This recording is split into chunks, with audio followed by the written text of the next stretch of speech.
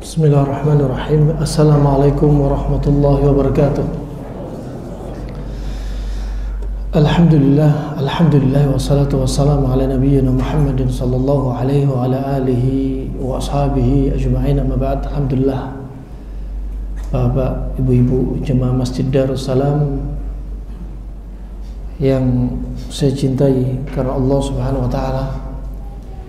Sungguh kesempatan yang indah setelah sebelumnya kita melewati Ramadan, kita mulai lagi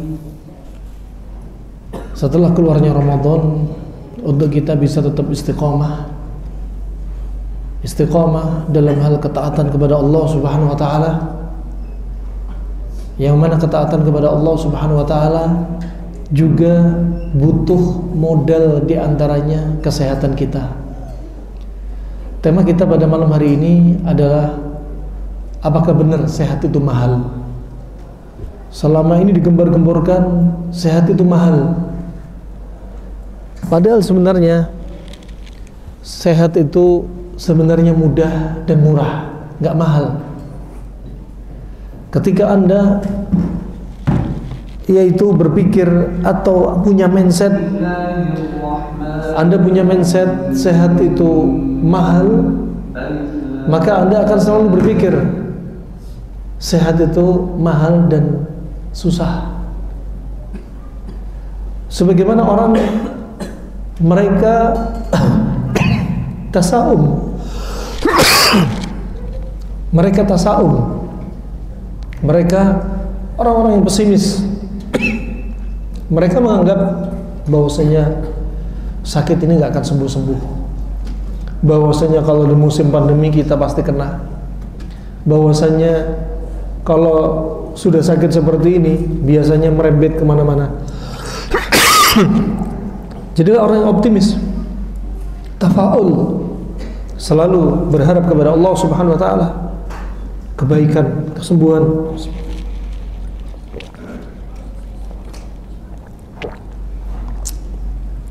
Dan kalau kita perhatikan pula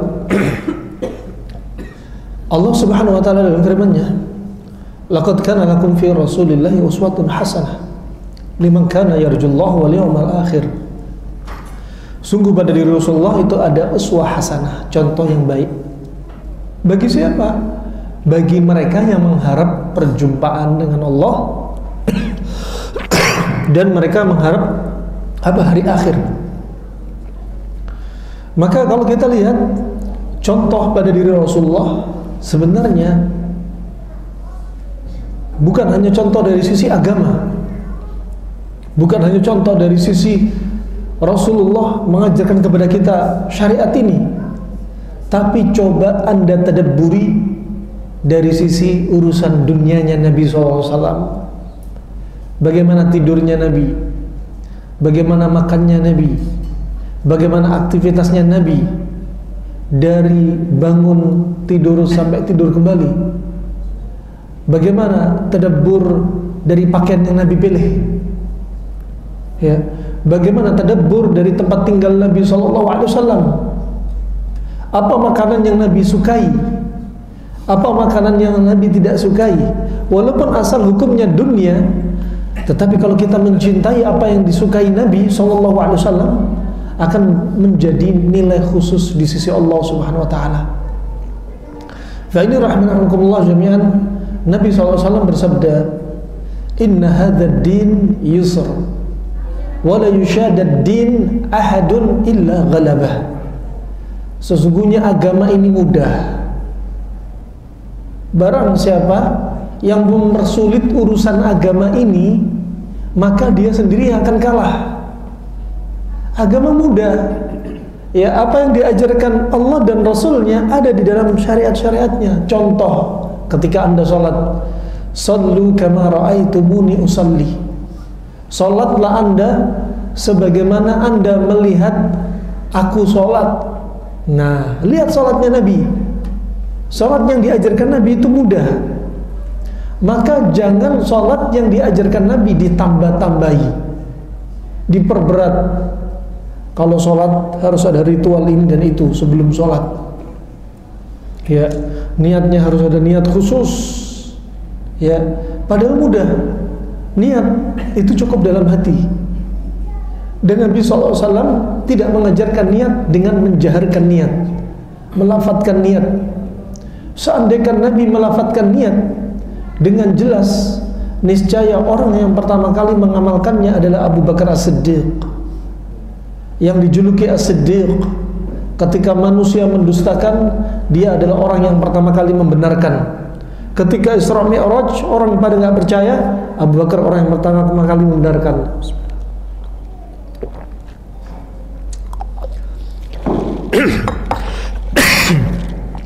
Demikian, agama ini mudah, urusan syariat mudah, jangan dipersulit. Kalau kita menambah-nambahi syariat ini, kita sendiri akan lelah. Begitu pula apa? Kesehatan itu mudah. Untuk sembuh dari sakit itu juga mudah.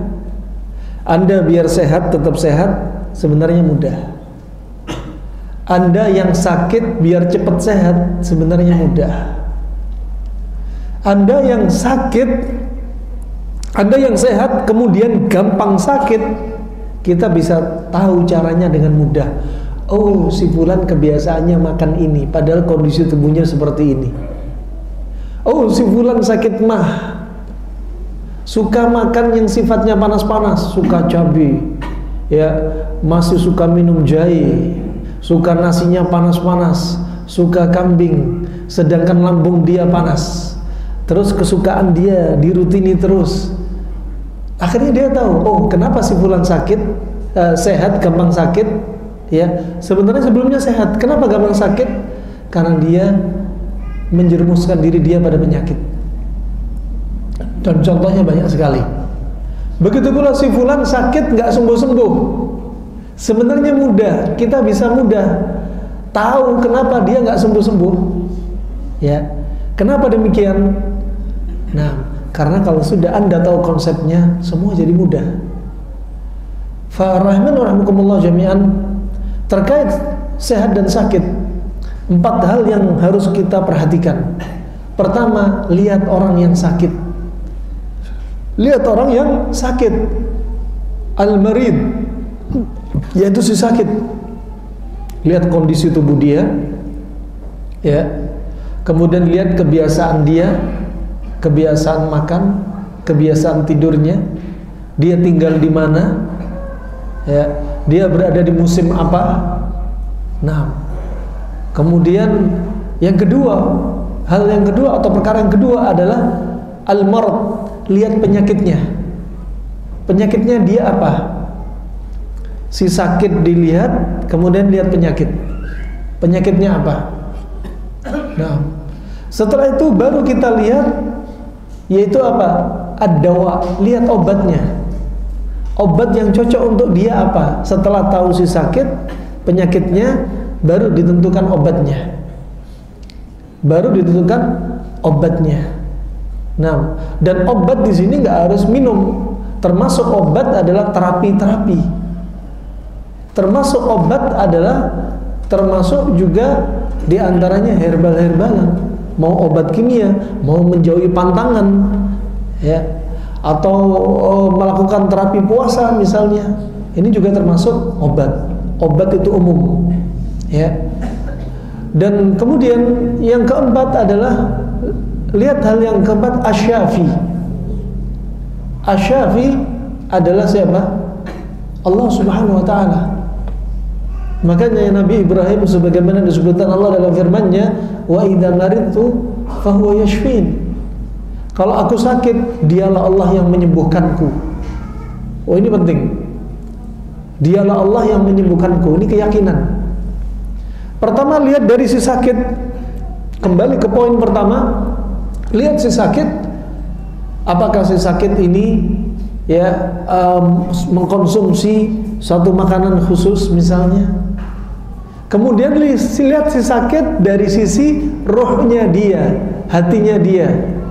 Ketika dikasih penyakit, dia langsung mencela penyakit dan mencela takdir Allah Subhanahu wa taala. Ini termasuk apa? Akhlak seorang yang sakit yang seperti ini akan menghambat kesembuhan dari Allah Subhanahu wa taala. Bahkan menyebabkan Allah marah kepada dia. Inna Allah idza ahabba qauman ibtalahum faman radiya falahu ridha wa man sakhita falahu sukhut. Allah kalau cinta dengan seseorang, Allah kalau cinta dengan kaum akan dikasih dia, Allah akan kasih dia cobaan termasuk penyakit. Faman radiya, kalau dia ridha, Allah ridha sama dia. Wa man sakhita falahu sukhut. Kalau dia marah, Allah juga marah. Kalau Allah marah, nggak dibikin sembuh dia, bisa dibikin tambah parah sakitnya. Makanya ketika sakit pertama kali, ya, bagi si sakit, ya, pertama kali jangan mikir jauh-jauh, mikir obatnya apa, berobat kemana. Ya, pikir dulu. Pertama, ridha dengan qada dan qadar dari Allah Subhanahu wa taala, itu yang pertama. Karena manusia ketika ditimpa musibah ada 4 tingkatan. Dikasih musibah dia sakit, marah, Allah juga akan marah kepada dia. Dikasih musibah dia sabir, bersabar, ya, maka sabar hukumnya wajib. Kalau dia nggak sabar, sudah sakit ditambahi dosa. Nggak ada solusi kecuali sabar. Ma baqiya illa sabar. Nggak tersisa kecuali sabar. Ketika sakit sabar, nih hukumnya wajib. Ringan di lisan, tapi berat di hati bagi mereka yang merasa berat. Dan ringan di hati, ucapan sabar ini bagi Allah jadikan dia ringan. Nah, sabar hukumnya wajib, tapi sabar ada syaratnya.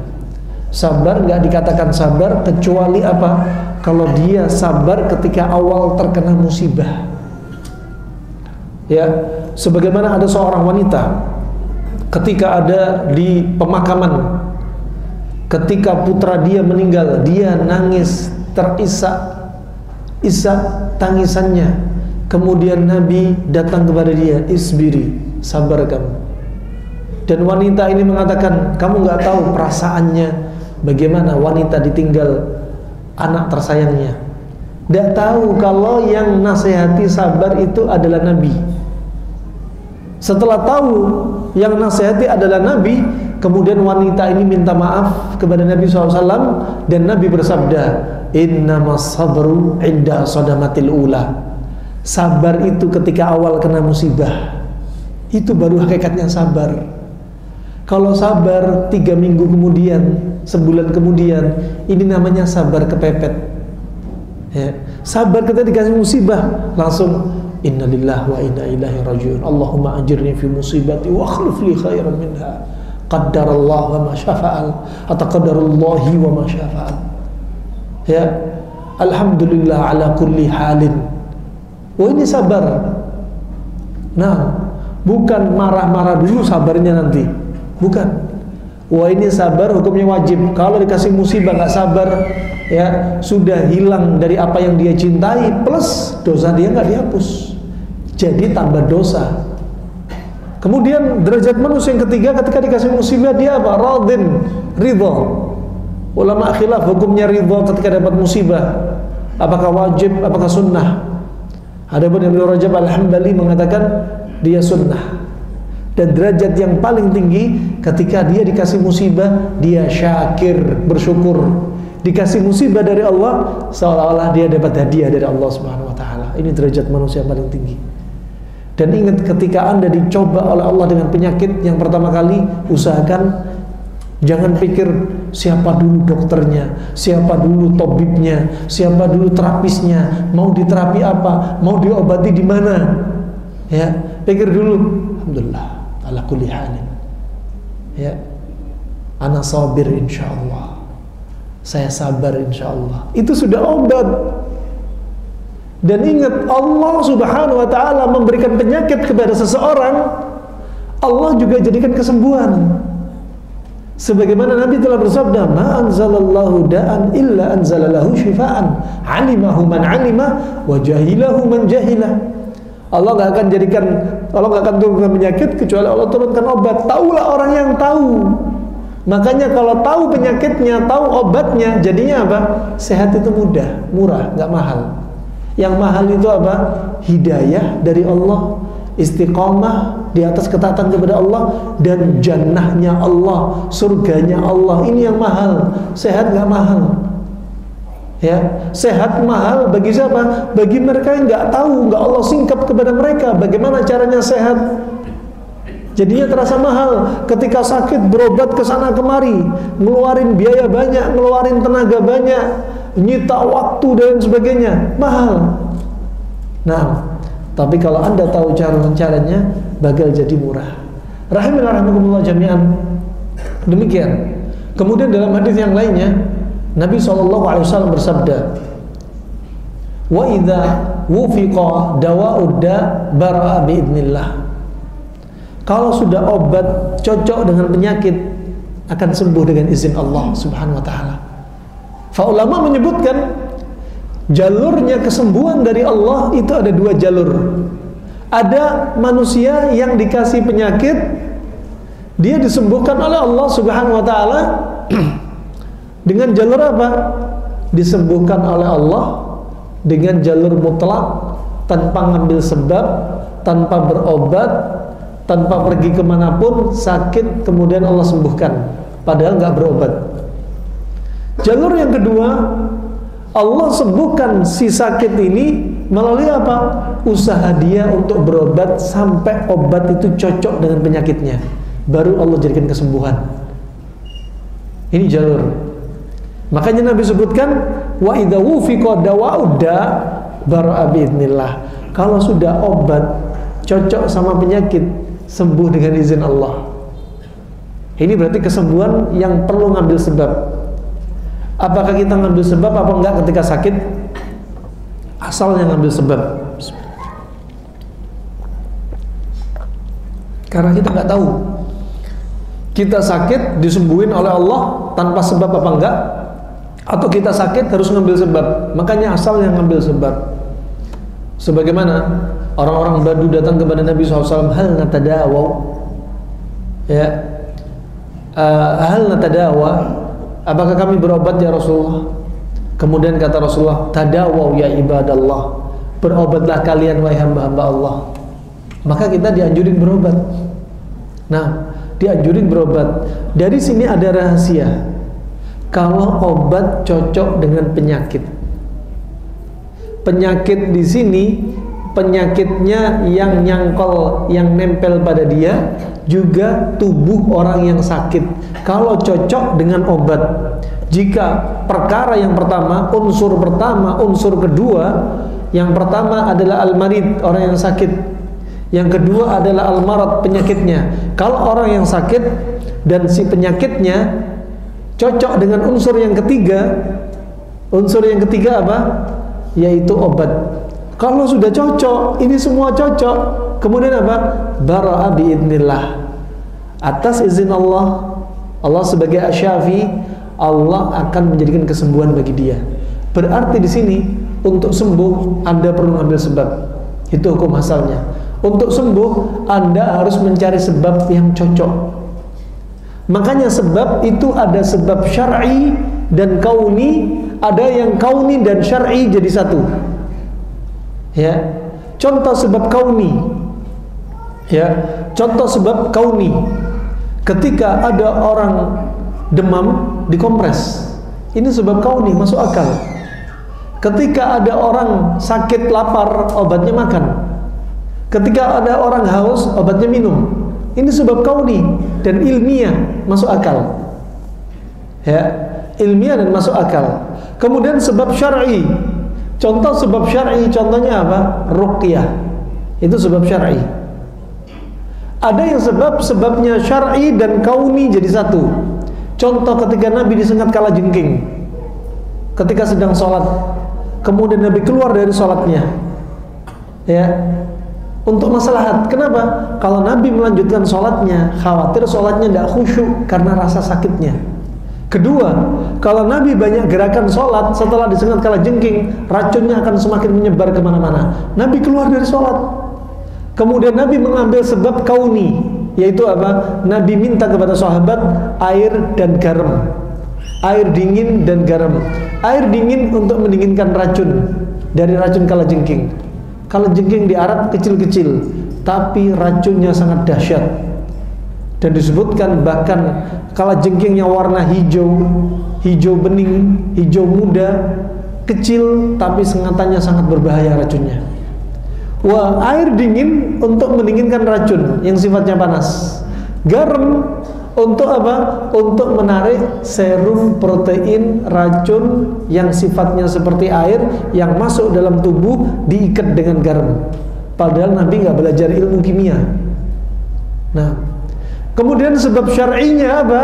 Nabi memegang lokasi sengatan kalajengking sambil Nabi membaca Al-Ikhlas, Al-Falaq, An-Nas diulang-ulang sampai nyerinya hilang. Tuh, bimbingan Nabi SAW. Fa ini rahimanakumullah jami'an. Fa dengan ini apa? Kita tahu, oh ternyata sehat itu juga butuh ilmu, bukan hanya agama saja butuh ilmu. Makanya Al-Ba'li rahimahullah ketika memahami hadis ini, Allah nggak akan turunkan penyakit kecuali Allah turunkan obatnya. Artinya apa? Di sini kita harus belajar ilmu. Bagaimana caranya kita tahu penyakit ini obatnya kalau kita nggak belajar? Ya, makanya belajar ilmu pengobatan juga penting. Nah, makanya juga sebagian ulama mengatakan mayoritas syariat Islam itu identik dengan kesehatan. Hikmah di balik syariat Islam identik dengan kesehatan.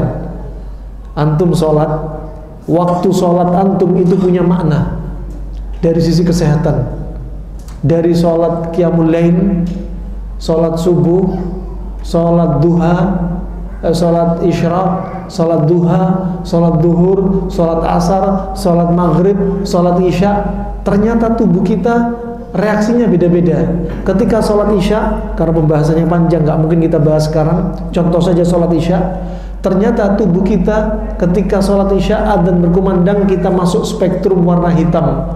Dimana pada waktu seperti ini tubuh kita nanti akan mengeluarkan serotonin, hormon untuk mengantarkan kita kepada rasa ngantuk. Coba. Ketika ngantuk, makanya jangan dipaksa begadang, jangan dipaksa olahraga, jangan dipaksa kuliner. Kebiasaan Nabi SAW apa? Nah, Nabi SAW ayyanam qabla isya wa kathwal kalam ba'da isya. Nabi melarang tidur sebelum isya dan banyak ngobrol setelah isya. Itu asalnya. Dan ritme tubuh kita demikian, habis isya jangan banyak ngobrol. Ya. Begadang boleh-boleh saja kalau ada perlunya. Ya, tapi jangan rutin-rutin. Ya, jangan terlalu sering ketika ada perlunya. Nah, jangan jadi rutinitas terus, begadang terus tiap malam. Akhirnya apa? Akan menjadi salah satu sebab apa? Penuaan begitu cepat. Sering begadang, ya, banyak makan, ya, aktivitas terlalu berat, ya, makan terlalu berat, ini yang proses apa? Penuaan. Walaupun pakai anti-aging, walaupun pakai resep glowing, itu hanya penampilan saja. Di dalamnya sudah pada hancur. Pembuluh darah sudah tua, sudah kaku. Ya, pembuluh darah sudah banyak plaknya. Jantung sudah capek, udah bengkak. Liver udah bengkak, pankreas sudah bengkak. Ya, ginjal sudah lelah untuk menyaring sehingga malam tidur pipis 3 kali sampai 5 kali. Ya, kulit sudah keriput, dipaksa pakai glowing, dipaksa pakai stem cell, tapi dalamannya tetap dua penyakit yang nggak ada obatnya, penyakit tua dan penyakit mati. Ya, sebagaimana Nabi SAW telah bersabda, "Alaikum bihadhi al-habatus sauda, fa inna hadawa likulli da'in lasam." Hendaknya Anda sering konsumsi habatus sauda karena dia obat segala macam penyakit kecuali kematian. Menunjukkan mati itu juga penyakit.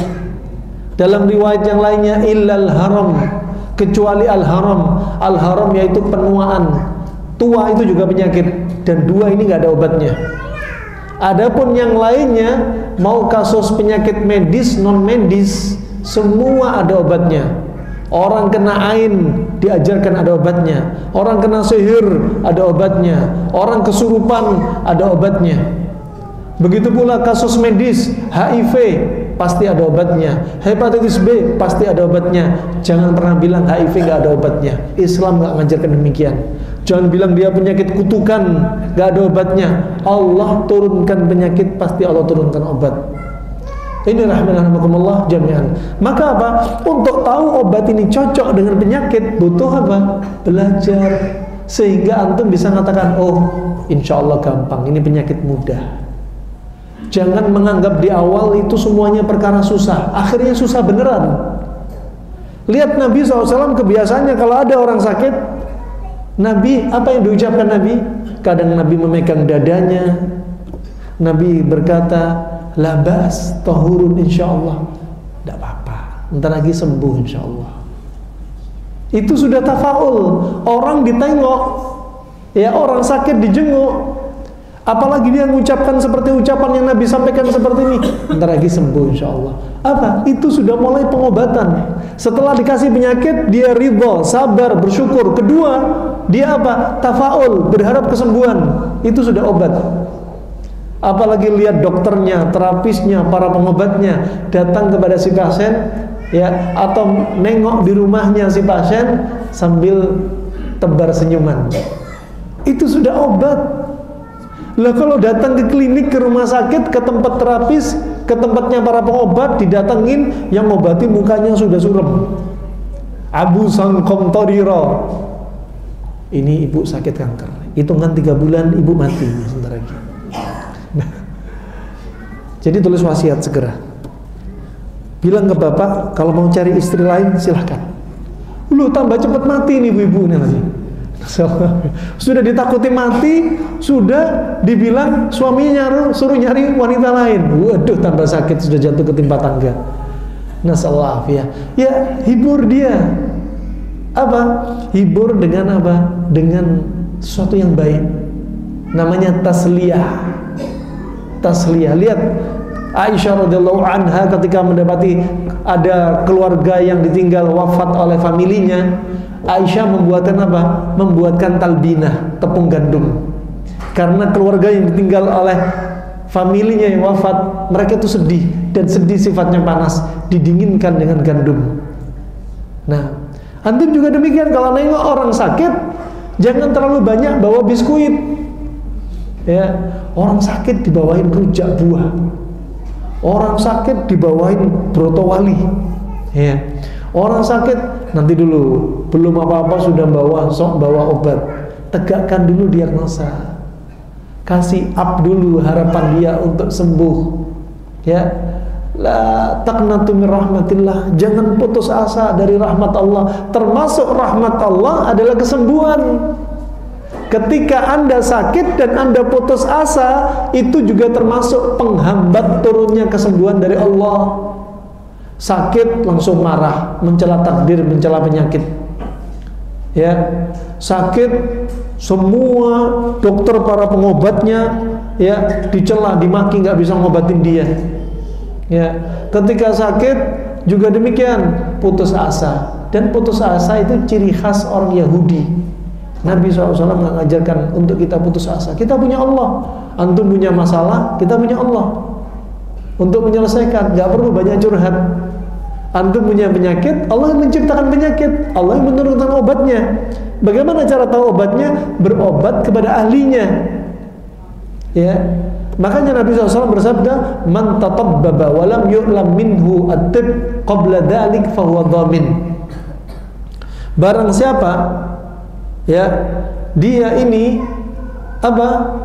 Sok jadi pengobat, sok jadi terapis, sok jadi dokter, sok jadi tabib, padahal dia nggak pernah belajar sebelumnya.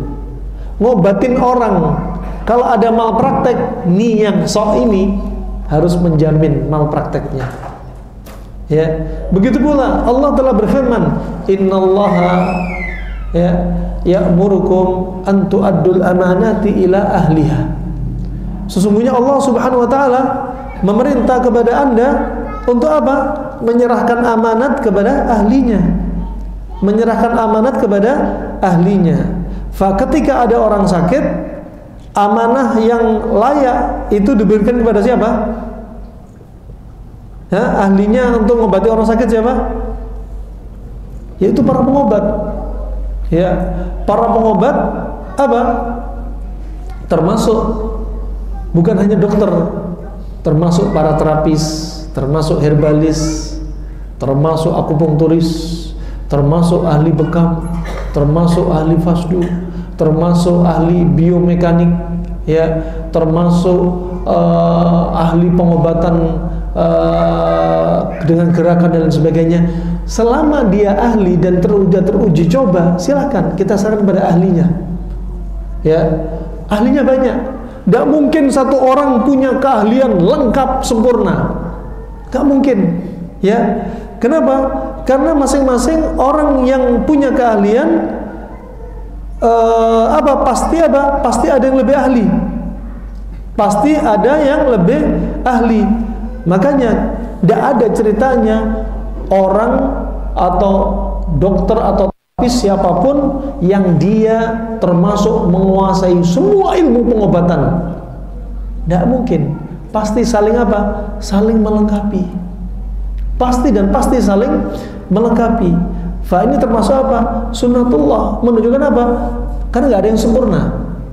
Makanya Allah berfirman, wa fawqa kulli dhi ilmin alim. Dan setiap orang yang punya ilmu pasti ada yang lebih berilmu di atasnya. Nabi Musa alaihissalam ketika ditanyai oleh umatnya, apakah ada orang yang lebih pintar dari Nabi Musa? Apa kata Nabi Musa? Nggak ada. Setelah itu Nabi Musa disuruh oleh Allah, diperintah oleh Allah untuk mencari Nabi Khidir. Ya, Nabi Khidir punya ilmu yang nggak dimiliki Nabi Musa. Nah, maka saling melengkapi. Termasuk ahli pengobat. Jangan merasa jadi pengobat pasiennya banyak. Ini semua orang kalau sakit, kalau nggak berobat ke saya nggak akan sembuh-sembuh. Ya, kalau nggak ditangani saya nggak sembuh-sembuh. Ini sudah maghrur, tertipu dengan dirinya sendiri. Kepalanya sudah manfuh. Ya, manfuh, sudah kepalanya membesar. Kenapa? Ditiup dengan pujian-pujian. Jadi dia terfitnah. Nah, oleh karena itu apa?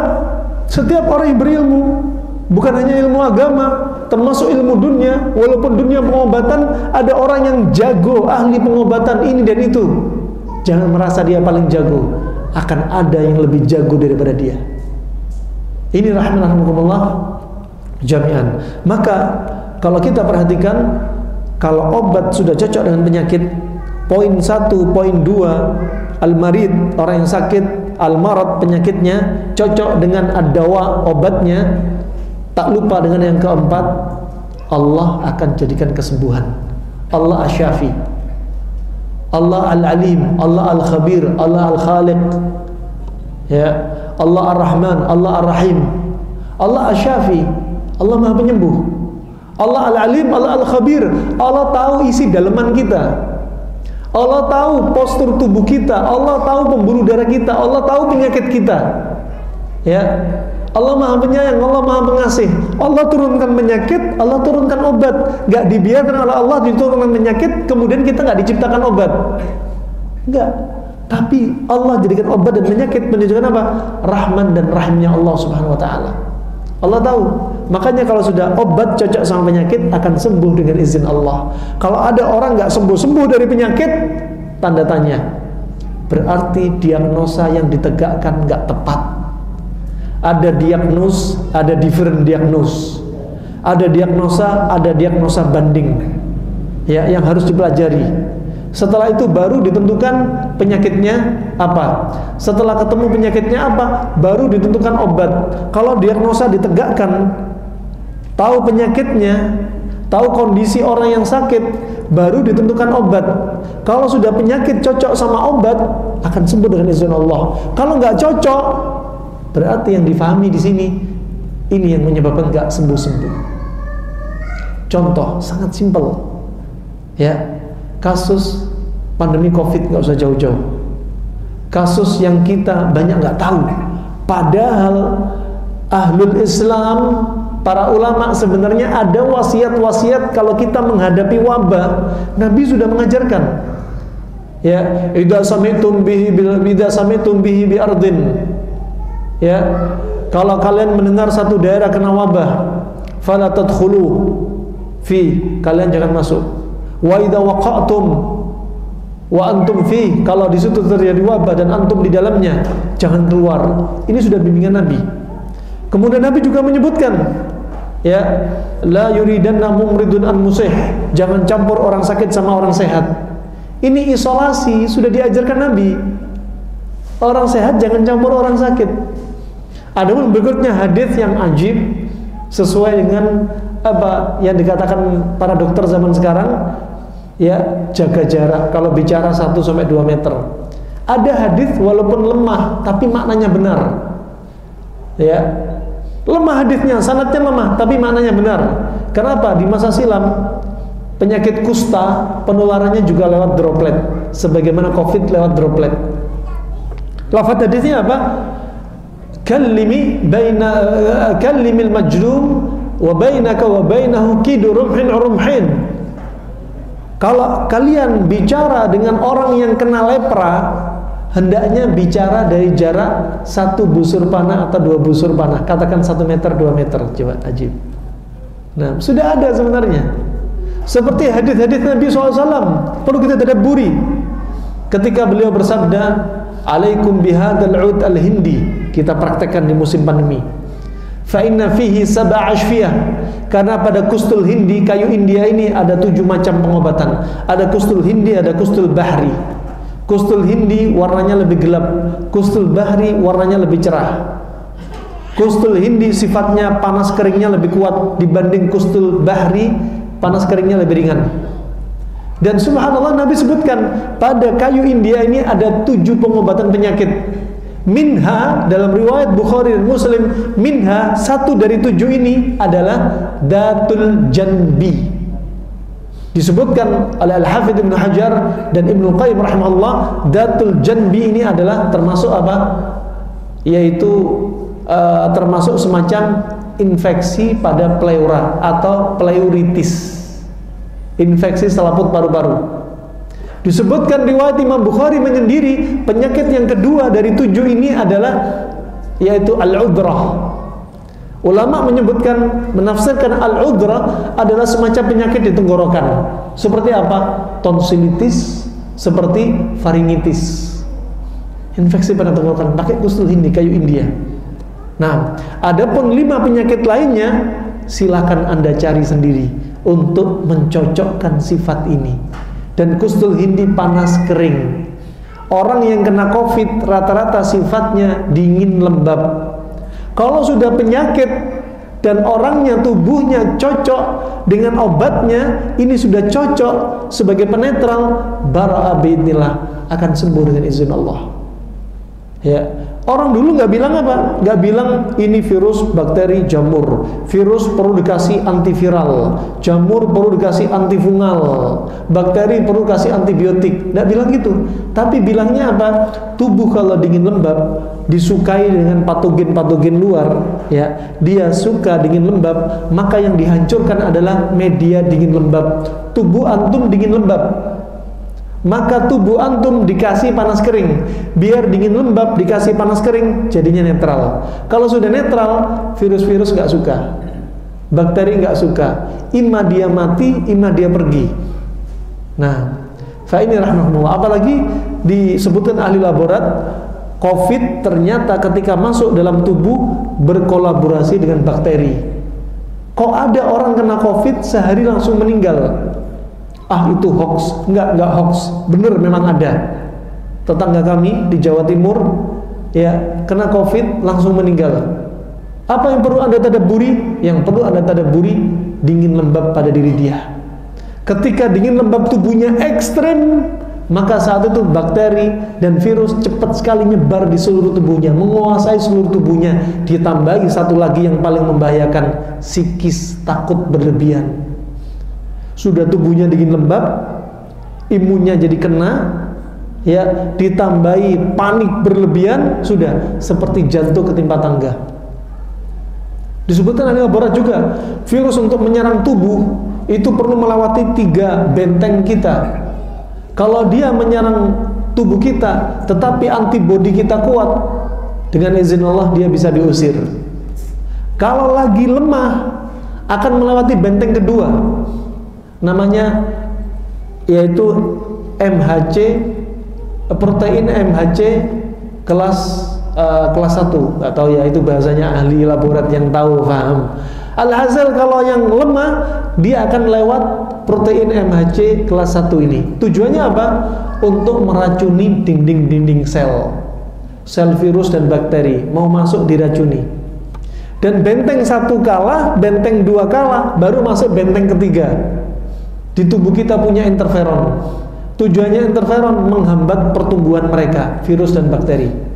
Coba, Allah menciptakan tubuh kita betul-betul Allah tahu, Al-Alim, Al-Khabir, tahu sampai perkara detail-detail tubuh kita. Nah, dan 3 benteng ini akan lemah, ya. Kalau 3 benteng ini lemah, udah gampang terserang. Kapan lemah? Kalau tubuh dia sudah dingin lembab. Kapan lemah? Kalau dia psikisnya ngedrop, sudah jatuh ketimpa tangga. Ya, fa ini rahmani rahimakumullah, jawaban yang perlu kita tadabburi. Ya, kalau ini sudah cocok dengan ini, apa? Akan sembuh dengan izin Allah. Ya, kalau diagnosa sudah cocok. Nah, fa barakallahu fikum, dari sini sehingga apa? Kita katakan sehat itu mudah, sehat itu murah. Ya, dengan sehat itu mudah, Anda bisa istiqomah ibadah. Jangan sampai sehat untuk maksiat, sehat untuk ngabisin waktu perkara mubah-mubah. Ya, sehat sibuk main game, sehat sibuk begadang, sehat sibuk goes. Ya, goes boleh-boleh saja, nggak usah lama-lama. Jangan habis waktu untuk goes, habis waktu untuk ngegas nggak jelas, habis waktu untuk ya main kartu, habis waktu main game, habis waktu lihat film. Umur kita nggak lama lagi. Ini makanya sehat untuk istiqomah kepada Allah Subhanahu Wa Taala. Rahimana rahimakumullah jami'an. Ini yang perlu kita perhatikan. Kalau sudah tahu konsepnya, udah kita katakan, oh mudah insya Allah. Ya, maka ketika ada orang sakit jangan ditakut-takuti. Bukan termasuk bimbingan Nabi SAW. Ada orang sakit ditakut-takuti. Ya, bahkan Nabi bersabda, basyiru wala tunafiru, taisiru wala tuasiru. Kasih kabar gembira, jangan dibikin kabur, permudah urusan mereka, jangan dipersulit. Kalau ada orang sakit datang kepada Anda atau Anda jenguk orang sakit, kasih kabar gembira. Oh Masya Allah, ini penyakit ringan, insya Allah ntar lagi sembuh. Kasih kabar gembira, jangan dibikin kabur. Ya Allah, tetanggaku kemarin sakit kayak kamu, pecah pembuluh darahnya. Bukan hanya kabur, nyawanya ikut kabur. Innalillahi wa inna ilaihi raji'un. Fa juga demikian apa? Basyiru wa la tunfiru, taisiru wa la tu'asiru. Kasih permudah urusan mereka. Orang yang sakit jangan dipersulit. Orang sakit itu apa? Fisiknya lagi down, ya, mentalnya lagi down. Makanya kalau antum punya keterampilan ngobatin orang, mau dokter, mau perawat, mau bidan, mau terapis, mau herbalis, mau akupunkturis, mau siapapun juga, bekali ilmu agama. Kenapa? Mereka sedang imannya down. Saatnya apa? Didakwahi. Saatnya dinasehatin, tidak mencela takdir, banyak sabar, itu sudah mengurangi sakit. Banyak istighfar. Sakit banyak ngeluh, sakitnya tambah sakit. Nah, wah ini penting. Wah, juga demikian, walaupun si sakit tetangga kita, walaupun non-muslim, datengin dia, ziarahi dia. Nabi pernah menziarahi anak kecil, ya, anaknya orang Yahudi yang lagi sakit. Nabi datang, ya gulam aslim, ya gulam masuk Islam. Gak ada salahnya. Antum belum nyoba, gak mau dakwah. Oh, buatnya. Dakwah itu gak harus dengan lisan. Dakwah dengan akhlak kadang lebih manjur daripada lisan. Qala Allah, qala Rasulullah, ditolak semua dalil dia. Kenapa? Karena tingkah laku dia menyelisih dalil. Tapi ketika antum berdakwah dengan akhlak yang mulia, ucapan yang Masya Allah, indah-indah, itu sudah dakwah. Datang Rasulullah sebagai akhlak mulianya, datengin tetangganya orang Yahudi. Ya fulan, ya gulam, aslim, masuk Islam. Enak masuk Islam. Kemudian anak kecil tadi melihat bapaknya, ngasih isyarat, gimana ya Abi? Kata bapaknya, ati Abul Qasim, ikutilah ajakan Abul Qasim, yaitu Nabi Muhammad. Orang Yahudi sering manggil Nabi Muhammad Abul Qasim. Kemudian akhirnya anak ini masuk Islam. Dan Nabi keluar sambil Nabi bersabda, Alhamdulillahilladzi anqadhahu minan nar. Segala puji bagi Allah yang telah membebaskan anak Yahudi ini dari neraka. Subhanallah. Oh, itu pahalanya berapa? Afdal min humrin na'am, lebih baik daripada onta merah. Ya, onta merah, onta termahal di zamannya Nabi. Nabi aja punya onta harganya 100 dinar. 100 dinar kalau diuangkan sekarang, 1 dinarnya itu 4 gram. Kalau 4 gram katakan 4 juta. Ya, berarti kalau 100 dinar berarti 400 juta. Nabi punya onta mahal. Ya, wa subhanallah itu kendaraan termahal di zaman Nabi SAW. Ya, wa subhanallah kalau kita bisa dengan perantara kayak gini dapat hidayah, masya Allah masuk Islam jadi amal jariah. Ya, makanya sehat itu mudah dan murah. Yang mahal itu apa? Hidayah, istiqomah dan jannahnya. Itu yang mahal. Ya, jangan Anda pernah berpikir sehat itu mahal. Ya, biar tahu sehat itu murah, makanya makanan dijaga. Ya, dijaga gimana? Saya nggak banyak makan kok, paling ngemil doang. Ini ngemilnya lebih bahaya. Ya, orang yang makan habis makan lagi, habis makan lagi, ini lebih bahaya daripada makan 2 kali 3 kali tapi nggak ngemil. Kenapa? Sesuai dengan jam-jamnya, ritme harian. Lah orang ngemil nggak beraturan. Ini ngemil, jam ini ngemil, ini ngaco. Justru akan jadi apa? Masalah bagi tubuh kita. Bahkan orang kedokteran Al-Plasik menyebutkan kalau makan jangan makan lagi kecuali makanan di awal sudah dicerna. Baru silakan makanan yang lain. Selesaikan dulu pencernaan sebelumnya. Jangan habis makan ngemil, makan besar lagi. Ngemil, masuk. Tidak ada kosong-kosongnya perut. Nah, wah juga demikian istirahat juga dijaga. Ya, olahraga juga dijaga. Kalau Anda gerak, banyak aktivitas yang dikeluarkan seimbang sehingga antara input dan output itu seimbang. Kalau input banyak, output sedikit, nggak pernah olahraga, nggak ada keringat, sulit BAB, sulit BAK, nggak pernah memuntahkan isi perutnya, ya, juga nggak pernah puasa. Akhirnya inputnya banyak, tubuh akan lembab. Disitulah saatnya sering terjadi penyakit. Karena mayoritas penyakit itu karena apa? Tubuh dingin dan lembab. Itu terbanyak mayoritasnya. Adzan, tayyib, barakallahu fikum. Setelah adzan kita lanjut tanya jawab. Setelah tanya jawab kita tegakkan sholat isya.